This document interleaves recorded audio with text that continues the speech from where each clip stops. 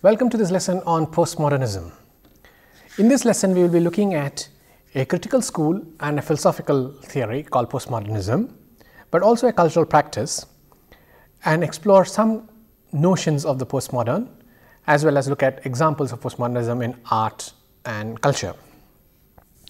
Postmodernism is a school of thought in philosophy and in critical theory, which rejects the opposition between high and low culture, which sees the art films of Satyajit Ray and the films of Karan Johar as more or less the same thing.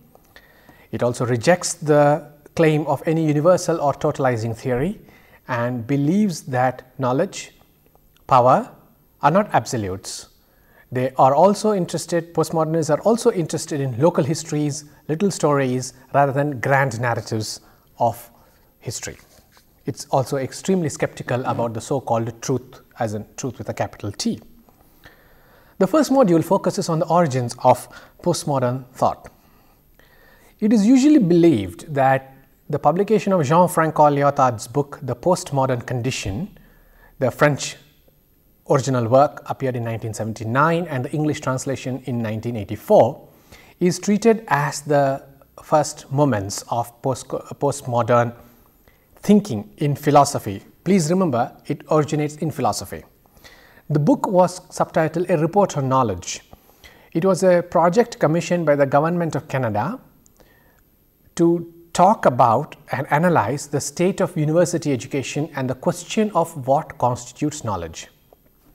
Lyotard's book had several things to say about knowledge, but that is module 2. So let me not go there as of this point in time. However, contemporary readers, especially literary critics and cultural critics, have discovered notions, concepts and the playfulness of the postmodern in much earlier texts. The preeminent text in this case is Laurence Sterne's 18th century English novel Tristram Shandy. Postmodern forms of thought have also originated within media, and the cultural critic Jean Baudrillard is notably taken as the prophet of postmodernism. Postmodernism has also influenced the work of the psychoanalyst Jacques Lacan, the post-structuralist thinker Jacques Derrida, the historian of ideas Michel Foucault. Through the 90s, Deleuze and Guattari and several others have also been identified as postmodern. So as we can see, the real origins of postmodernism are a bit difficult to pin down. We can think of Lyotard's text as giving us the primary text in philosophy, but the postmodern tendencies to these ones predate Lyotard's own book. This is something we need to keep in mind.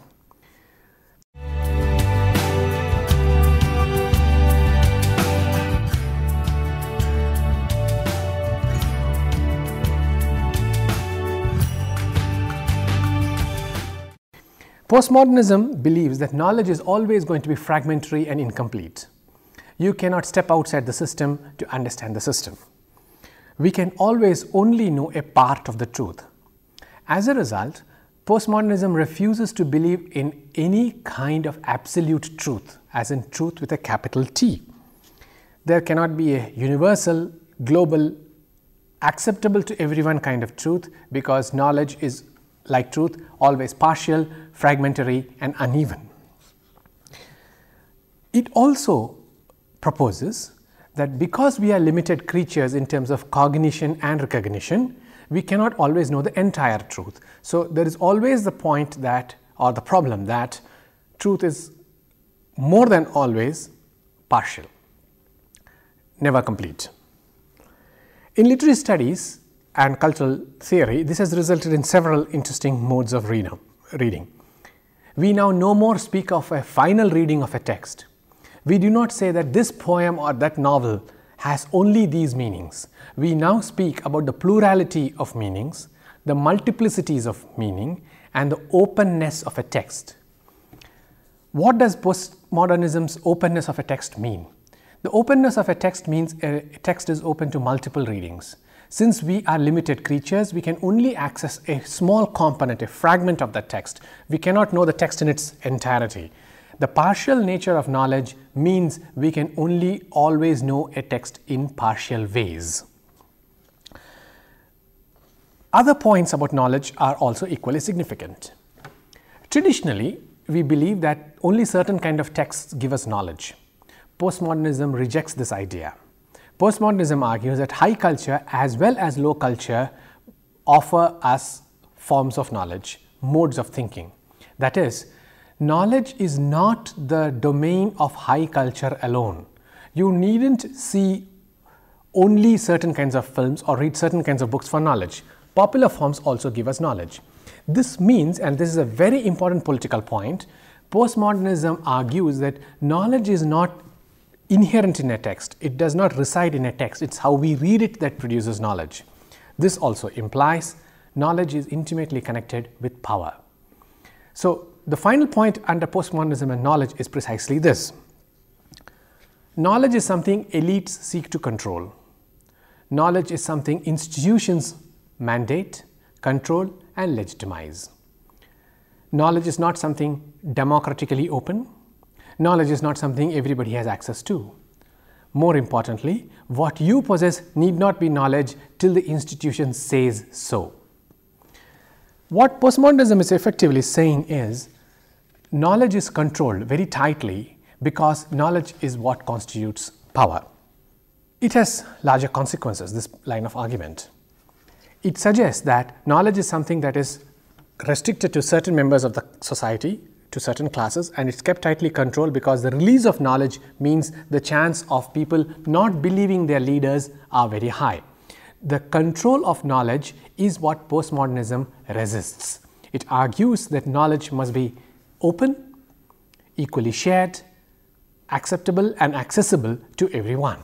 You will see a parallel to this in contemporary digital and internet cultures where we speak about open source, where texts, books, art forms are all available for all of us. Open source and open access is something that you can readily associate with the postmodern condition because it refuses to give authority to a set of people. The best example is what you are all surely already familiar with, the Wikipedia. Put together by people like you and me, not necessarily by professors, institutions and banks and people in power.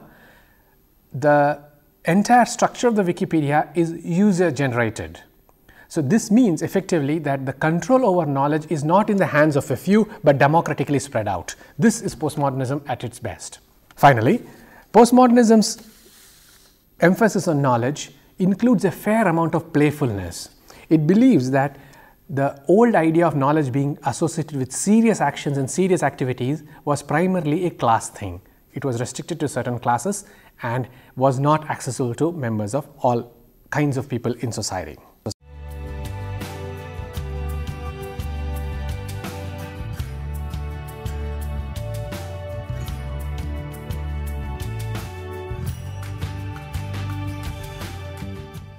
Postmodernism and the hyperreal. Let's take the example of the Mona Lisa painting or the face of Che, the South American revolutionary. Has anybody seen the original painting? The answer is very few of us have seen the original painting. But yet we all recognize it. How is this possible? We have not visited the museum where the original exists. However, we all recognize the painting because it has been endlessly duplicated. It exists in the form of copies for all of us to see, understand, admire, appreciate. Postmodernism argues that in the age of reproduction, of the photocopy kind, of the stimulation kind, of the simulation kind, the question of the original is not relevant anymore. There is no original because we, as in you and I, common people, will never know the original. Has anybody here seen Che? No. But then we all recognize Che because he's on t-shirts, he's on caps, he's on posters. Films are made about him. For us, the copy is itself the original. The French philosopher Baudrillard coined the term hyperreal to speak of a condition, a postmodern condition, where some of us will never know the original, we will only know the copy. The copy is all there is in the age of reproduction of the electronic and the digital kind. What is also important is when we say it is for us the original, the distinction between the original and the copy has broken down. There is no original for us. We will never know the original. The copy is real enough. Now, think about this problem. What Baudrillard calls simulation is the effect of the real. What do we mean by this? Since we will anyway not know the Mona Lisa as painted by Da Vinci in this highly guarded museum, for us the copy is good enough. For us the copy is real enough. Simulation is the significance, the real for us. It's the value we attach to a copy as though it were the original, and this is important. Simulation is the value we attach to any object of art as though it were real. Naturally, this leads to some particular consequences, this line of argument. Baudrillard also argues that the age of the hyperreal is the age of the sign. When we buy a product, we are not buying only the product, we are buying a sign value. For example, advertisements on TV which tell you that if you use a particular toothpaste, you become more attractive as a person. You are not buying a toothpaste, you are buying the value associated with the toothpaste. What you are doing is to believe and buy the image of the attractive person because he or she uses a toothpaste. In this whole issue of consumption, the toothpaste is the least important. What is more important is the image you have. Oh yes, this makes me more attractive. This makes me more interesting. What we are talking about is packaging and advertising which sells you, and this is important, so please think about it carefully. The advertising or the packaging sells you not the product but the idea behind the product, the story behind the product. This is what we refer to as the hyperreal consumer cultural condition. We consume a sign, we consume a story. We do not consume a commodity only as commodity. There is no such thing as a pure commodity anymore. That is the age of postmodern consumption, and you only have to look at amusement parks or brands being advertised on television to understand what we are talking about here. At no point do we ever think of tea as tea or toothpaste as toothpaste, right? We most often think of toothpaste as giving us a particular look, producing a certain effect, whether it's the Axe perfume or whether it's a particular kind of toothpaste or whether it's a particular brand of footwear. We are not talking about footwear and shoes and perfumes. We are talking about the values you and I associate with it. That's postmodern replication. That is the age of the sign. It's not the product, but the sign that is important.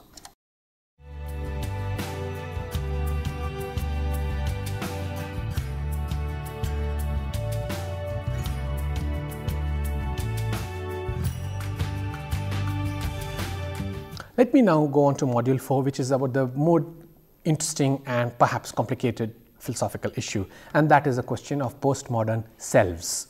What is the self in the age of the postmodern? You will recall that I have already proposed that postmodernism destroys the idea of a total, of the unity. It emphasizes the fragmented, the partial. Postmodern philosophers propose that we will know ourselves only through a set of discourses and image. What do we mean by this? I can only know myself through a set of narratives about myself. Medicine offers a narrative. The human body is this, this and this. Philosophy offers a set of ideas about myself.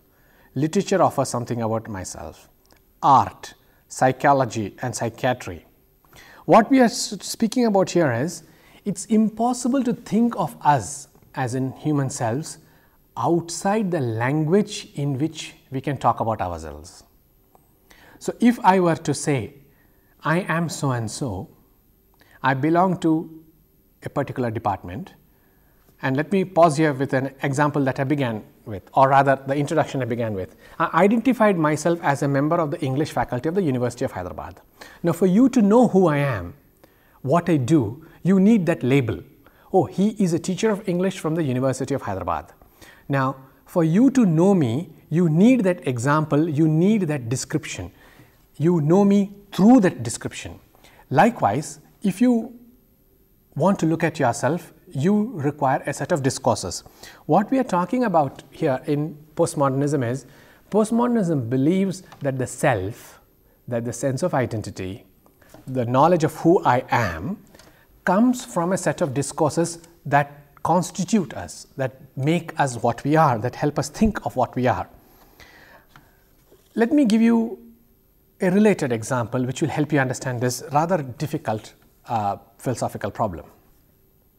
Suppose I were to say that was a major earthquake.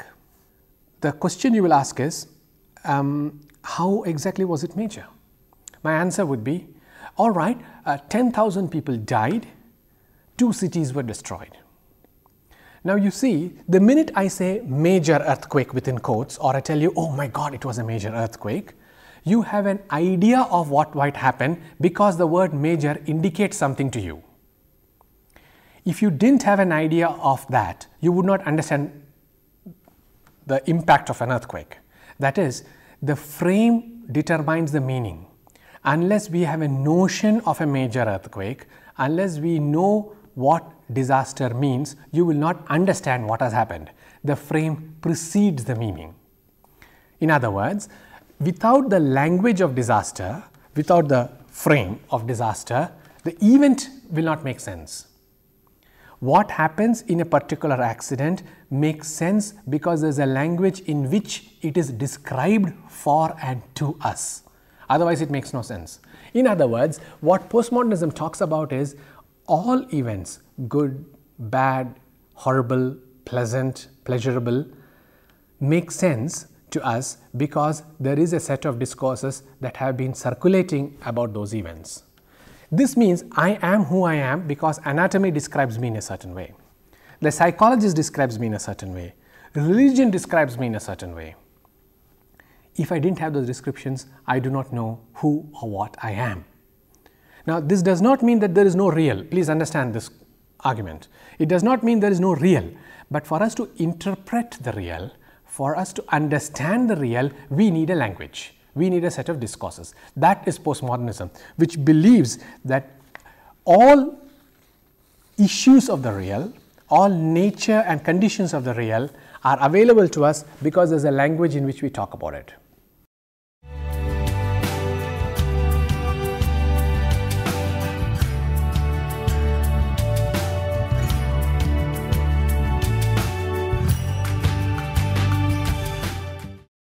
Postmodern arts and culture, which is module 5. What postmodern arts and culture does is to mix all sorts of styles.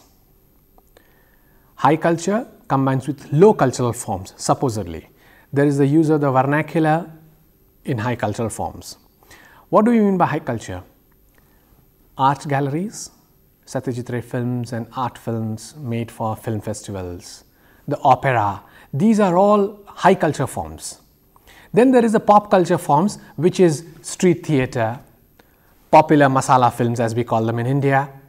What are these? These are supposedly mass culture, as in things that everybody enjoys, as opposed to high culture, which is restricted to a small section of the society. Now, what postmodern arts do is to mix these two. The recycling of traditional songs, the use of folk and country music, the use of older art forms into contemporary versions. Think of the ways in which rock music has evolved. It starts off as a rebellion, as a resistance to high cultural forms like the opera. Take the example of punk, which also starts off as youth rebellion and then becomes something else. So, what postmodernism believes is that the distinction between elite or high culture and low culture is something that has been deliberately created. High culture belongs to the upper classes, low culture belongs to the masses, and they should not come together. Mass culture is treated as something which has no taste, which has no aesthetic sense, and which has no value. But you see, the point is precisely this. Somebody as now canonical and classical as Shakespeare was actually a person who catered to the masses. 400 people paid money to watch his plays.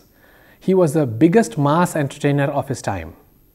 He was not meant for the elite alone. This is important to understand. What we are talking about is high culture and low culture. The distinction is something that reinforces class distinctions in any society. Oh, there are certain people who only see art films. When we say that, what do we mean? We mean that there is a small group of people, quote unquote intellectuals, who only see art films. But you see, the vast majority of people like you and me see Batman and Karan Johar films, right? Now, this distinction between high culture and low culture, therefore, is actually the distinction between classes that is imposed, and that also implies that culture has a role to play in the way society is organized. Postmodernism resists this. Postmodernism makes it problematic for people to say, oh, I only do high culture. Because the minute you say that, you are talking about a structural condition in society, right? So, when we talk about high culture, we should be aware immediately of this class distinction. There is one more thing I want to speak about here. Postmodern culture also has ready-made signs for everything. Think of the smileys and the emoticons on your email or your SMS. Think of the kinds of things you hear when you pick up a phone and call a service agent. Your call is important to us. Have a good day. I hope you are doing well. Now, you see, they don't mean any of it. It is not something which is significant, yet they say it. What has happened is that phrase, your call is important to us, or we wish you a good day, has been emptied of its meaning. Postmodernism is the changed nature of old-fashioned phrases. It's the changed nature of meaning itself, that when somebody says in their email, they sign off with the word love. Does it mean they really love you? They don't. But it is used now as a shorthand for something else. The intrinsic value of a word or a concept has now been emptied, and it makes very little sense now. Postmodernism, therefore, is the shift of connotation, is the shift of meaning from one to the next.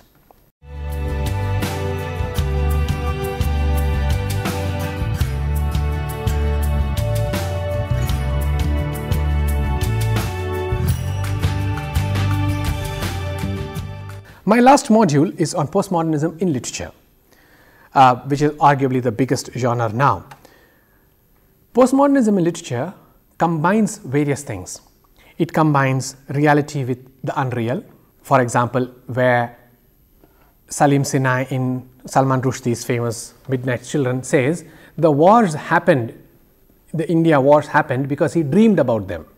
Now the question is, how does dreaming about something make it real? Postmodernism mixes up the real with the unreal. Postmodernism brings back magic, superstition, myth into contemporary life. Postmodern literature also brings back historical figures. For example, in Milan Kundera's novel Immortality, two of the characters are Wolfgang Goethe, the German writer and philosopher, and Ernest Hemingway, the American author. And in a strange story, these two authors are living in the present. Now we know that they are not alive. We know that there cannot be a novel about the contemporary which involves Goethe and Hemingway.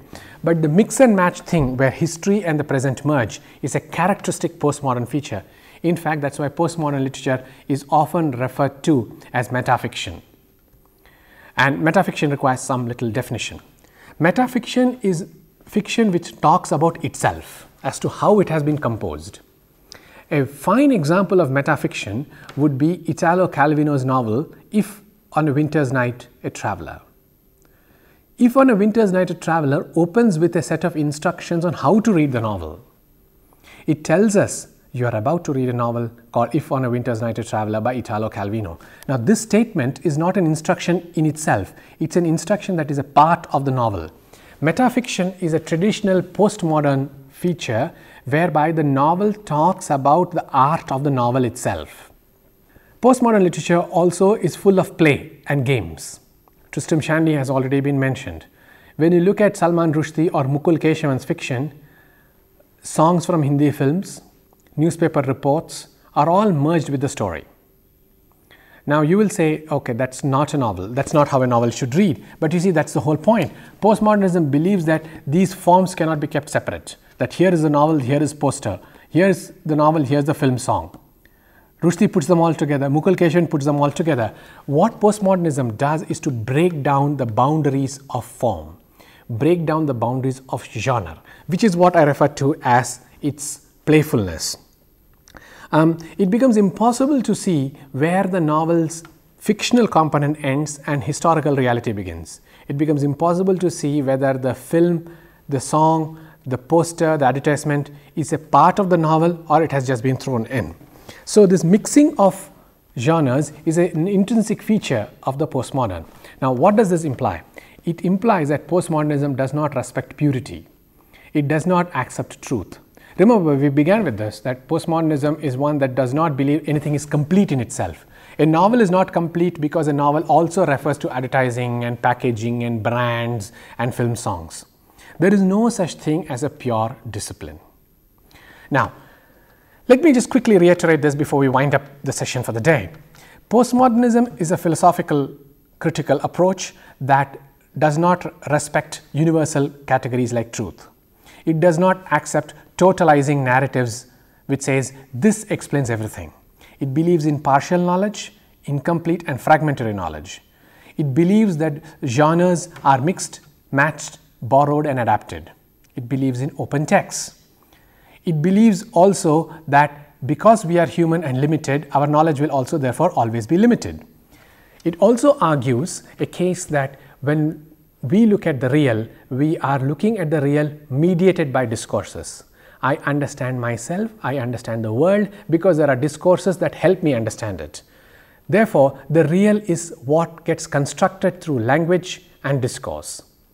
Finally, postmodernism's sense of play manifests in its emphasis on signs and sign value like the hyperreal, that we do not bother with the original anymore because we are happy with the copy itself. The copy is our original. Thank you.